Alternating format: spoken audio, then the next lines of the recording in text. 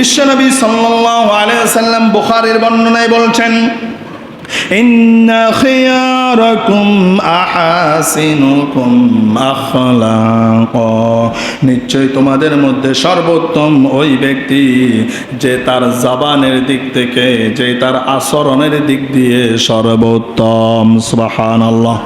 বিশ্বনবী সাল্লাল্লাহু আলাইহি ওয়াসাল্লাম হাদিস শরীফের মধ্যে ইরশাদ করেন, ও আমার সাহাবীরা, যদি তোমরা আমাকে দুইটা জিনিসের গ্যারান্টি দিতে পারো, আমি তোমাদেরকে জান্নাতের গ্যারান্টি দেব। সেই দুইটা গ্যারান্টি হচ্ছে দুই ঠোঁটের মাঝখান আর হচ্ছে দুই রানের মাঝখান। সুবহানাল্লাহ। দুই ঠোঁটের মাঝখান হচ্ছে জিহবা। কি?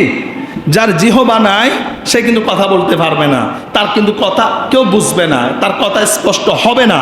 তার মানে আল্লাহ রাসূল বলেছেন, যদি দুই ঠোঁটের মাঝখান জিহবার গ্যারান্টি যদি তুমি আমাকে দিতে পারো, অর্থাৎ তুমি তোমার বাকশক্তি, তোমার কথা বলার এই গ্যারান্টি যদি আমাকে দিতে পারো, অহেতুক কোনো কথা তুমি বলবা না, আজাইরা কোনো কথা বলবা না, এমন কোনো কথা বলবা না যে কথা বলার কারণে অন্য মানুষের মনে কষ্ট আসে, এমন যদি তুমি তোমার জিহবার গ্যারান্টি আমাকে দিতে পারো, প্রয়োজন ছাড়া কথা বলবা না, আমি রাসূলুল্লাহ সাল্লাল্লাহু আলাইহি ওয়াসাল্লাম তোমাকে জান্নাতের গ্যারান্টি দেব। সুবহানাল্লাহ। দ্বিতীয় নাম্বার হচ্ছে দুই রানের মাঝখান লজ্জাস্থান। কি? লজ্জাস্থানের গ্যারান্টি যদি তুমি দিতে পারো, তোমার এই লজ্জাস্থানটাকে তুমি হেফাজত করবা, তুমি জিনা করবা না, ব্যভিচার করবা না, এই গ্যারান্টি যদি আমাকে দিতে পারো, আমি বিশ্বনবী মুহাম্মদ রাসূলুল্লাহ সাল্লাল্লাহু আলাইহি সাল্লাম তোমাকে দুনিয়াতে গ্যারান্টি দিব, আমি তোমাকে জান্নাতের গ্যারান্টি দিব। সুবহানাল্লাহ। ফের হাজিরিন, বিশ্বনবী সাল্লাল্লাহু আলাইহি সাল্লাম বুখারীর বর্ণনায় একদিন তিনি দুইটি কবরের ফাঁস দিয়ে যাচ্ছিলেন। কি? দুইটা কবরের ফাঁস দিয়ে যখন যাচ্ছিলেন, সাহাবায়ে কেরামরা সাথে ছিলেন। আল্লাহ রাসূল সাল্লাল্লাহু আলাইহি সাল্লাম সাহাবীদেরকে বললেন, ও সাহাবীরা, এই দুইটা কবরের মধ্যে আযাব হচ্ছে। কি হচ্ছে? আযাব হচ্ছে। আলা কবরাইনি ফাকালা ইন্নাহুমা লা ইউআযাবানি ওয়া মা ইউআযাবানি ফি কাবীর। বিশ্বনবী বলেন, এই দুইটা কবরের মধ্যে আযাব হচ্ছে। সাহাবীরা জিজ্ঞাসা করলো, ইয়া রাসূলুল্লাহ, ইয়া হাবিবাল্লাহ, কেন কবরের মধ্যে আযাব হচ্ছে?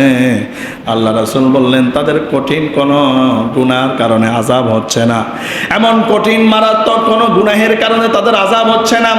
একজন যখন ফটসাপ করত, ফটসাপ করার সময় সতর্কতা অবলম্বন করত না, অর্থাৎ ফটসাপ করে ডিলা করত না। কি করত না?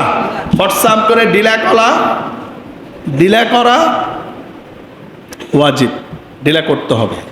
ফানি নেওয়া এটা হচ্ছে মুস্তাহাব, আগে ডিলা করতে হবে।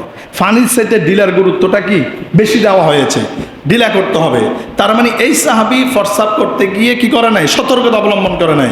এখানে ফোকাহি কারামগণ গবেষণায় বলেছেন, কেউ বলেছেন হয়তো সে ফানি খরচ করে নাই, অথবা ফরসাব করতে গিয়ে ফরসাবের সিটা তার গায়ের মধ্যে লাগতো, অথবা সে ফরসাব করতে গিয়ে বেহুশ ছিল, অর্থাৎ তার সতর্কতা ছিল না।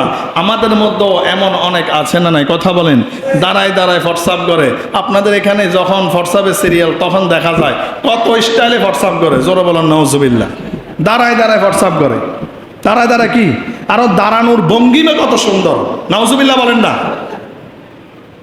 তাহলে এমন পোশাক আমি কেন পরবো যেই পোশাক পরে আমি বসে ফরসাব করতে পারবো না? এমন পোশাক পরার দরকার আছে? ফেরা হাজিরিন, তার মানে ফরসাব করতে গেলে মাধুর্যতা আমাকে অবলম্বন করতে হবে। আমার ফরসাব নিয়ে যেন মানুষ হাসি তামাশা যেন না করে সেদিকে আমাকে লক্ষ্য রাখতে হবে।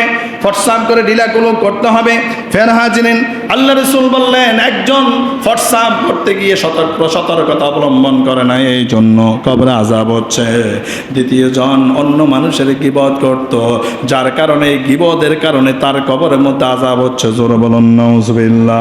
রাসূলুল্লাহ সাল্লাল্লাহু আলাইহি ওয়াসাল্লাম একটা খেজুরের ডাল নিলেন, ওই ডালটাকে ভেঙে দুই টুকরো করলেন, আর দুই টুকরো, এক টুকরা প্রথম কবর, দ্বিতীয় টুকরা দ্বিতীয় কবরের মধ্যে গেঁথে দিলেন। জোরে বলুন সুবহানাল্লাহ।